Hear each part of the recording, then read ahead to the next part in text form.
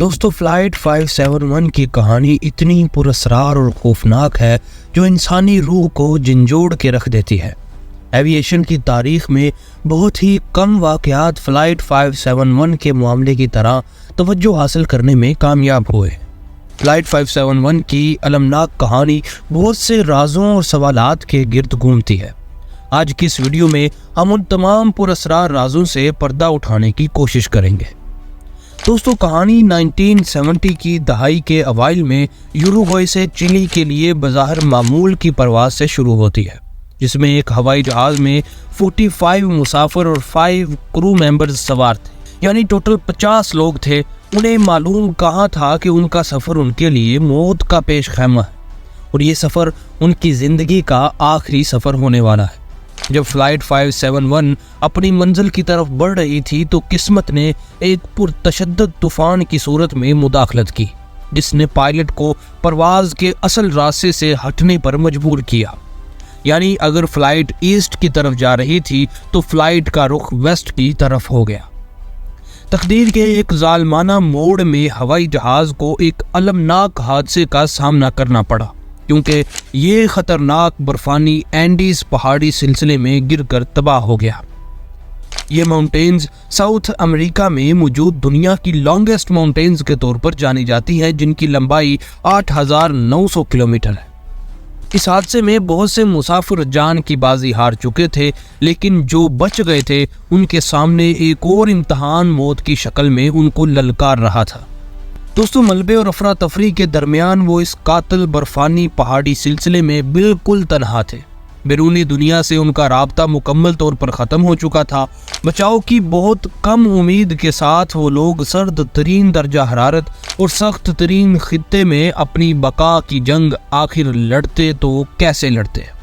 یہ ایک بہت بڑا چیلنج تھا جس نے انہیں مایوسی کے گہرے سیاہ گڑھے میں دھکیل دیا تھا۔ جیسے جیسے دن ہفتوں میں بدلتے گئے، زندہ بچ جانے والے بھوک، پیاس اور موت کے تماشے میں پھنس کر رہ گئے تھے، جو سیاہ بادلوں کی طرح ان کے سر پر منڈلا رہا تھا۔ دوستو ایسے حالات میں جب ان کے پاس کھانے کے لیے کچھ بھی نہ تھا تو ان کے پاس اپنے ساتھیوں کے مردہ جسم نوچ کھانے کے علاوہ اور کوئی آپشن موجود نہ تھا۔ آپ سوچ کر دیکھیے کہ اپنے ہی دوستوں کے جسموں کو کھانے میں کتنا حوصلہ درکار ہوگا۔ جب تمام مردہ جسم بھی ختم ہو گئے تو سب کے سب نا امید ہو کر اپنے مرنے کا انتظار کرنے لگے۔ کچھ تو خودکشی کو سوچنے لگے اور کچھ اپنے ہی زندہ ساتھیوں کو مار کر کھانے کا سوچنے لگے۔ وہ ایک ایسے مشکل بنور میں دنس چکے تھے جہاں سے واپسی کی سوچ تک نہیں آ رہی تھی۔ اگر ہم خود کو ان کی جگہ پر تصور کریں تو کیا ہم ان سب سے کچھ الگ کرتے؟ کیا ہم ان کی طرح سروائیو کر پاتے؟ مجھے لگتا ہے کہ کم از کم شاید میں تو نہیں کر پاتا، کیونکہ کسی اپنے دوست کے جسم کو کھانے کی بجائے میں مر جانے کو ترجیح دیتا۔ ایسے میں ان تمام مسافروں کی ہمت کو داد ہے کہ وہ ایسے کٹھن حالات میں مشکل ترین فیصلے کر کے زندہ رہے۔ آخرکار 72 اذیت ناک دنوں کی جدوجہد اور استقامت کے بعد ریسکیو ہیلی کاپٹروں نے انہیں ڈھونڈ لیا۔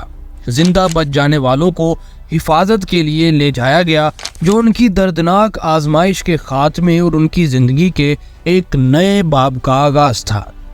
دوستو ایوییشن کی تاریخ میں پرواز 571 ناقابل تسخیر مشکلات کے باوجود بقا، امید اور انسانی روح کی طاقتور علامت کے طور پر یاد کی جاتی ہے، جو نسلوں کو زندگی کی کسی بھی آزمائش کے سامنے کبھی بھی ہتھیار ڈالنے نہیں دیتی۔ آج کی اس ویڈیو میں اتنا ہی۔ آنے والی ویڈیو تک اپنا اور اپنے عزیز و اقارب کا خیال رکھیے۔ اب ملیں گے ایسی ہی ایک تاریخی اور انفارمیٹیو ویڈیو کے ساتھ، تب تک کے لیے اللہ حافظ۔